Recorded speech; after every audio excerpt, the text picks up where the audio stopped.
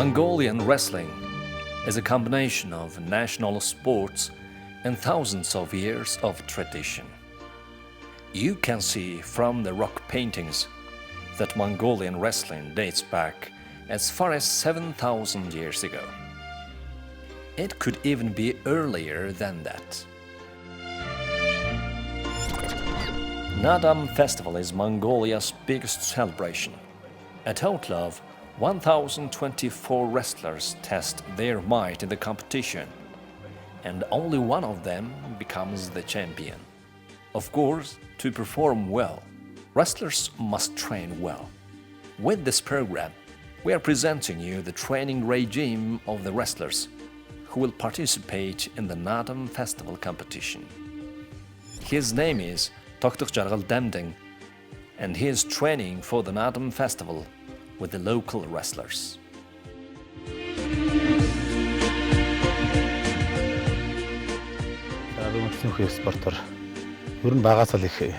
I grew up in the countryside, in a family of herders. Mongolian children, especially those who grew up in the countryside, wrestle with each other every day.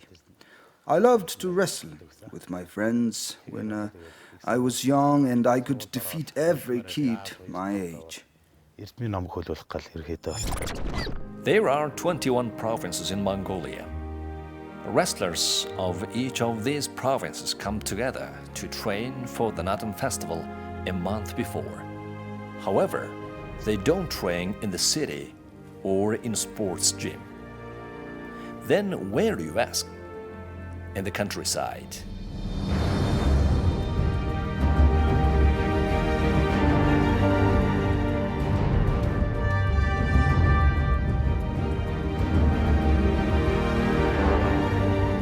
Wrestlers go out of the city and train in nature for a whole month.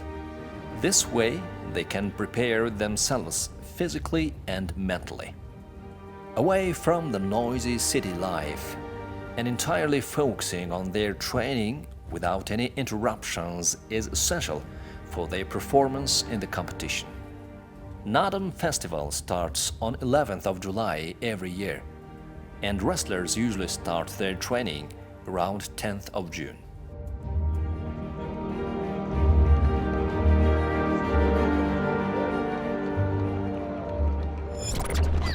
tttttte was born and raised in Ost province, one of the western provinces of Mongolia.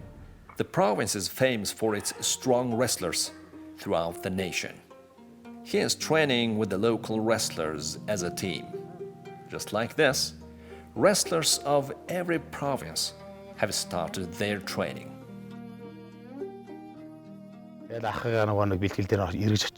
Even though I loved to wrestle when I was young, I enrolled in university to study economy. Despite that, I never left wrestling as it is my hobby. After I graduated, I started training for the Nadam competition. In other words, I entered this sport fairly late.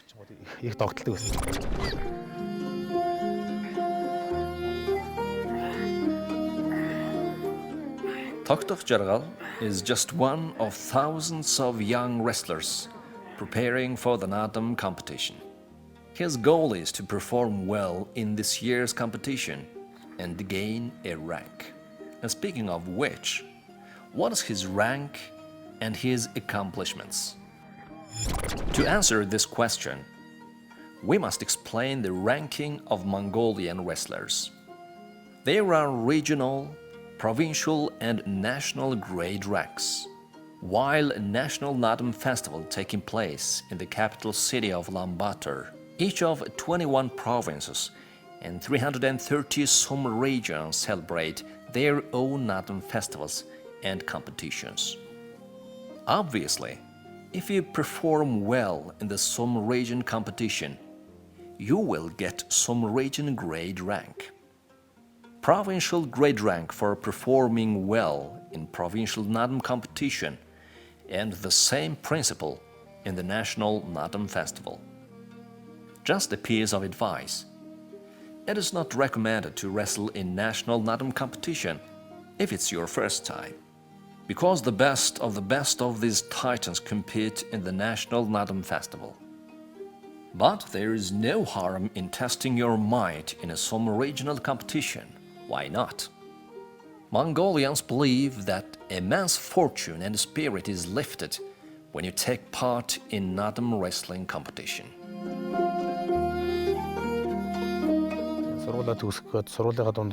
I remember the first time I trained for the Nadam competition. I was just a young wrestler with nothing but enthusiasm to wrestle. My first training was not easy, even harder than I imagined. It was very physically demanding and required immense tolerance. My coaches taught me that one must overcome himself to become a wrestler. It's been 10 years since then. When I start training for Nadam Festival now, I feel lighter and calm.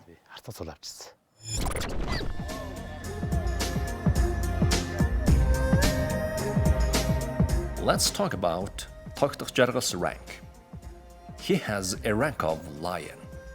Mongolian wrestlers' ranks are named after fierce and strong animals such as falcon, hawk, elephant, garuda, and lion. But there is one additional rank on top of these, the rank of champion.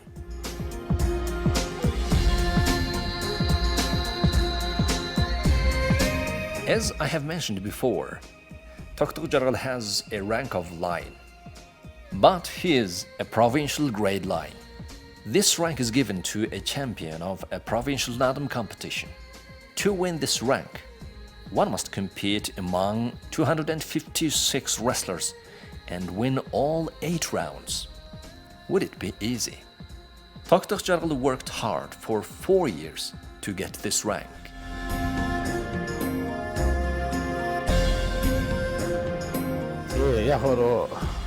Since Nadam Festival is celebrated only once a year, wrestlers give it their all. In other words, you have only one chance to increase your rank per year. If you lose it, you have to wait another year, another year, train for another year. I competed in 3 provincial Nadam competitions to get this rank, but I couldn't make it. On the 4th year, I reached my goal. Provincial Lion rank is the highest rank given from the provincial Nadam competition. Now I aim to compete in National Nadam Festival and get a rank.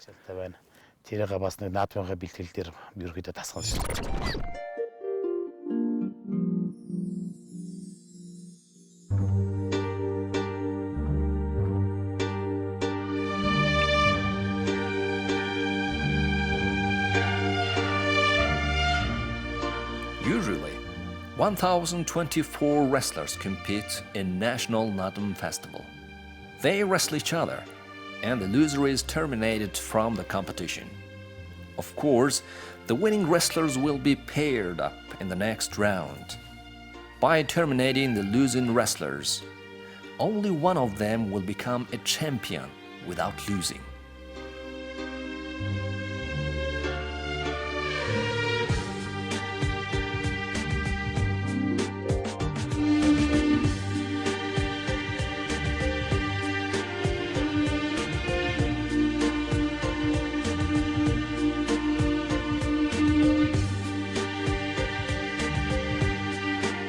In other words, 1,024 wrestlers in the first round, 512 wrestlers in the second round, 256 in the third, 128 in the fourth, 64 in the fifth, 32 in the sixth, 16 in the seventh round, 8 wrestlers in the 8th round, 4 in the 9th, and finally, the 2 remaining wrestlers will wrestle in the 10th round for the title of champion. You must win all 10 rounds to become the champion of National Nadam Festival.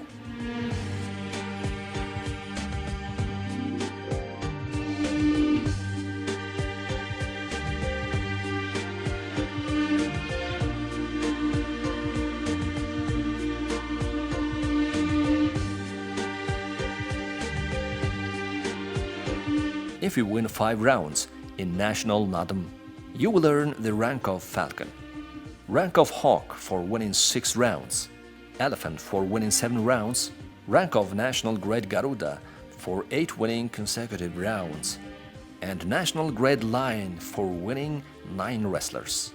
Finally, one becomes the national champion for beating 10 wrestlers.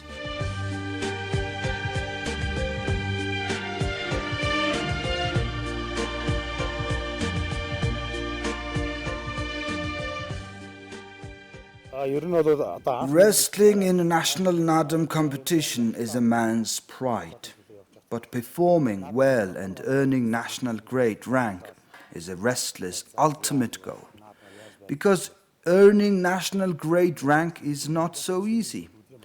So naturally, we greatly respect the higher ranking wrestlers than us.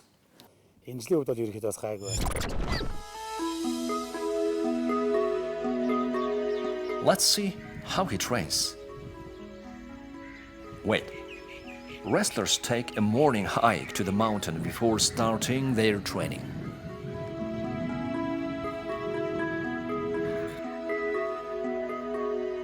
The training starts with preparing one's mind while hiking.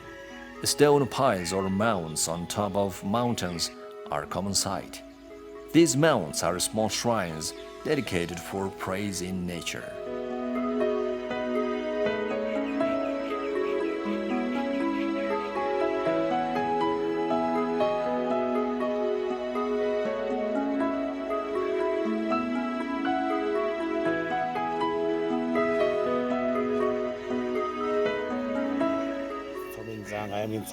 Being mentally prepared is very important for the wrestlers. In addition to physical training, we prepare our minds here. Hiking early morning refreshes your body and clears your mind. Being closer to nature mentally prepares us. We also get energy from the rising sun.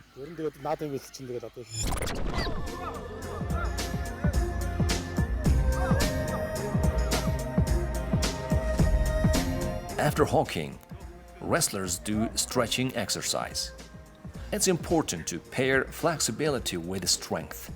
Also, inflexible limbs are more prone to injury. This morning, Toktok Chargal is leading the stretching exercise. For people with such huge muscles, they are quite flexible.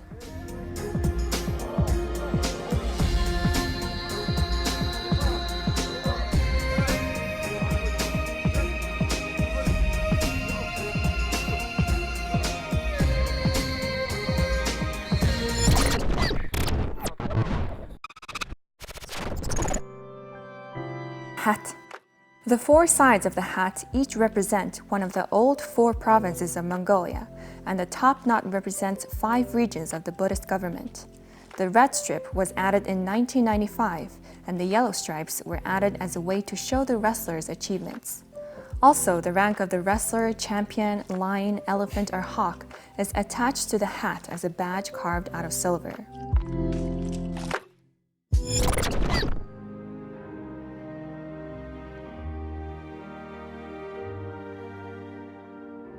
Next exercise begins. First, they run up and down the mountain several times. This exercise concentrates pressure on their leg muscles. They seem to be panting quite a lot, but this was just a warm-up. The coach is very demanding. He's scolding those who are being too slow to run faster.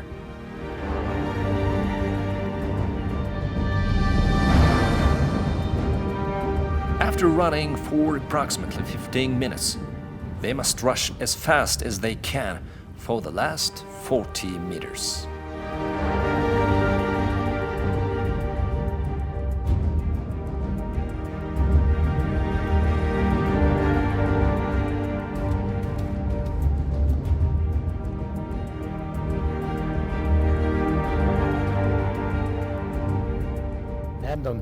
Training is vital to the performance of an athlete. Same rule applies in Mongolian national wrestling. He who makes the most effort and overcomes the hard training will prevail. Training for Nadam competition is not easy, but we have no right to back out. We must entertain the people during Nadam festival with a great performance.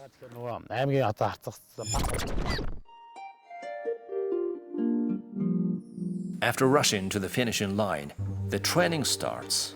Next exercises really tested their resilience.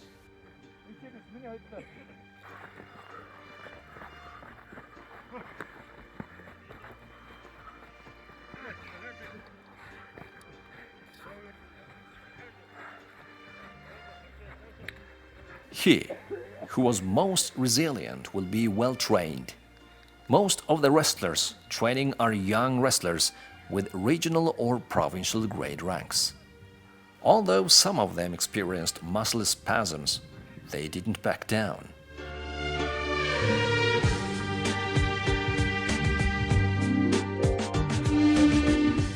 Next exercise.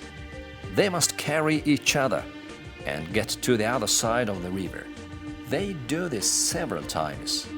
After running up the mountain and doing many other exercises, carrying each other in this tired state doesn't look easy, but they give it their best. The bottom of the river is full of stones and quite slippery. One must be cautious.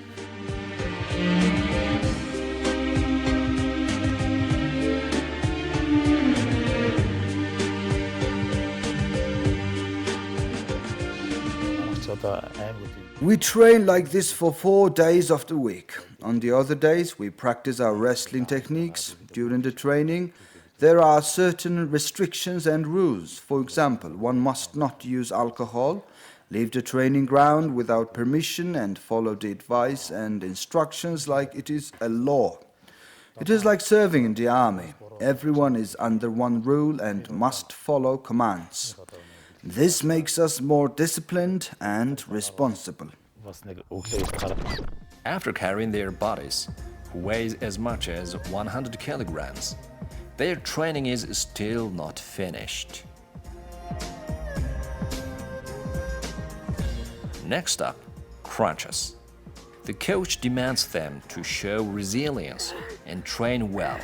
It's obvious that this is not a walk in the park.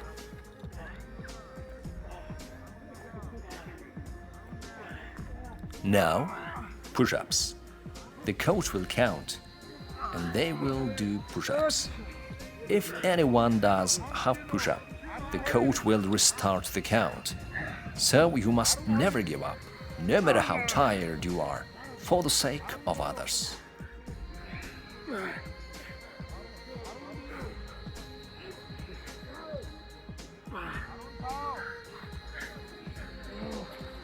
Push-ups was the last exercise. Now they can cool off in the river.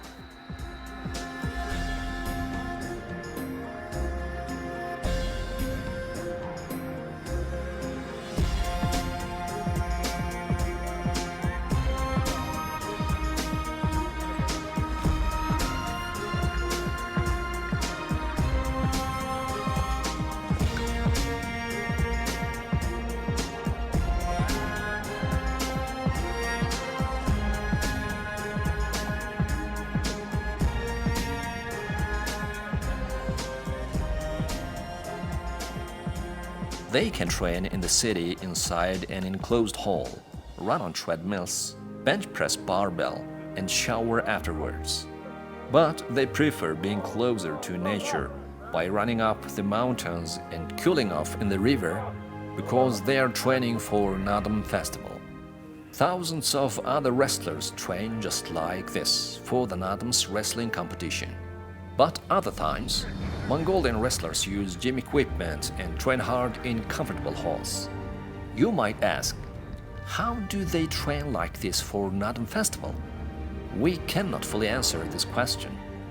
But this could be the reason why Mongolian wrestling was passed down onto us for generations. Look, they are doing pull-ups after such an intense training. They are not doing this exercise because their coach told them to, but because they want to do this on the way back.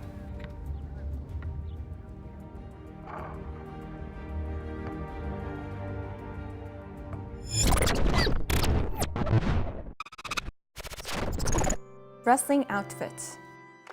The zatuk upper jacket has two different styles, crescent and baggy. Zatuk shodak is made from cotton and silk, threaded with strings made of fiber. Shodak is weaved with soft leather strings and with strings made of fiber. Zatuk is fastened around the chest with a simple string, which represents strength and cunning. Nowadays, wrestlers commonly use red and blue colored outfits. Mongolians have worshipped the sky, land, mountains, and water for generations, so its color has greatly affected the wrestling outfit.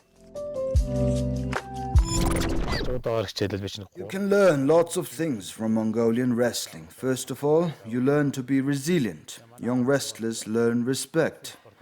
In Mongolian wrestling, there is a sacred tradition that one must respect higher ranking and older wrestlers. Wrestling is a competition, but it is also a mutual respect for each other. We learn this discipline from our older generation and pass it down to the next generation. You will be greatly developed both physically and mentally. The next day, they practice wrestling. Also an important training as they learn wrestling techniques today. First, they don the traditional wrestling garment. Mongolian wrestling garment consists of 4 pieces. The one around the chest is called zatuk. The brief is called shodak. On top of these, there are hat and boots.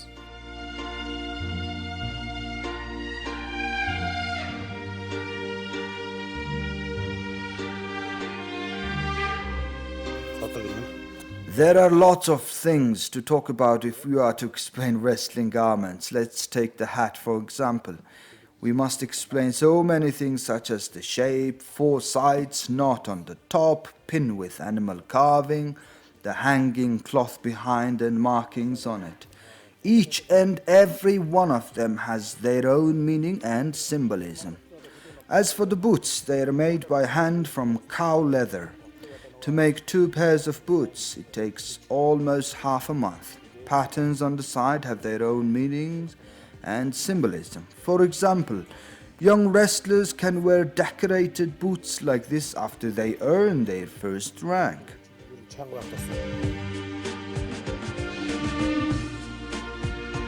In legends, zatuk, the one worn around the chest, was enclosed in the front. However, a female wrestler took part in the competition and became a champion. Because of this, the front part of zatuk became open since that time.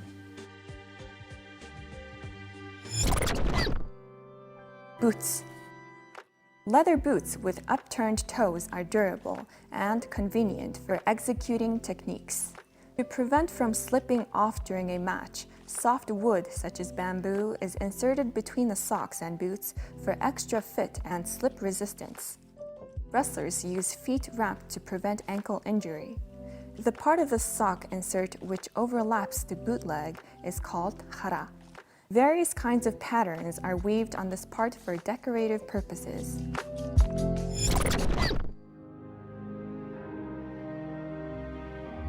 Wrestling training starts.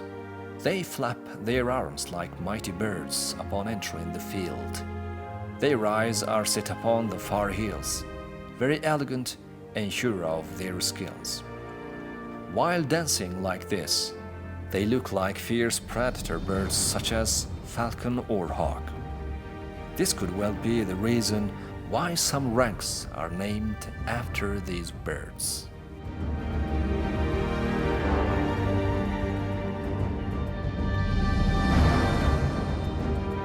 After entering the field, like mighty winged creatures, they slap the back of their thighs 2 times and the front 1 time. This is a gesture towards their opponent, challenging them. The training starts. Wrestlers try to perform their favorite technique and repeat it many times. They also try out new techniques and tricks. There are around 40 base techniques for Mongolian wrestling, and of course, there are over 600 different tricks. which branches from the base techniques according to researchers.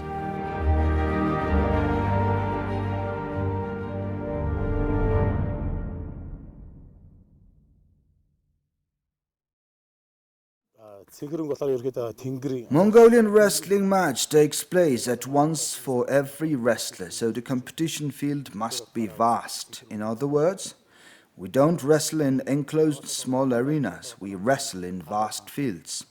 This is one of the special characteristics compared to other wrestling sports.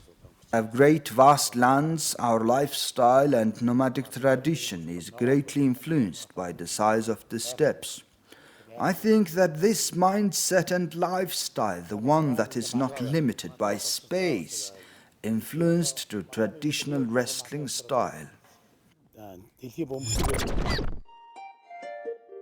The defeated wrestler unties his chest belt and slides under the arms of the victor.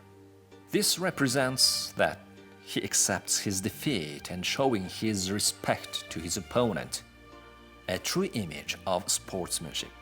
However, if a high-ranking wrestler is defeated, he unties his chest belt and the lower-ranking wrestler slides under his arm even though he won. There is no weight limit in Mongolian wrestling. For example, 80-kilogram wrestler can be matched up with 120-kilogram wrestler. But how do small wrestlers compete then?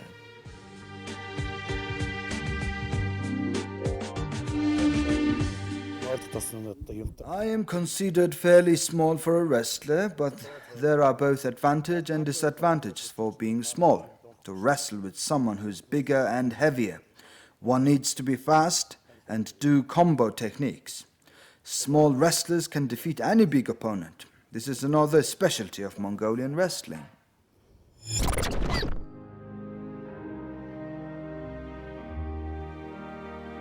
Mongolia is land of wrestlers. Mongolian wrestlers achieved great success in many different wrestling sports, such as sumo, judo, and freestyle wrestling. Mongolian wrestlers rule the Japanese professional sumo arena. 4 of 5 great champions from last 20 years are Mongolian sumo wrestlers. Also, Mongolian athletes compete in many different wrestling sports during the Olympics and won several medals. These achievements are closely tied with Mongolian wrestling. Mongolians have the genus of thousands of years of wrestling tradition. They have been born with the ability to wrestle. Boys want to become a wrestler when they grow up. When a boy is born, people wish him to become a wrestler. Indeed, Mongolia is the land of wrestlers.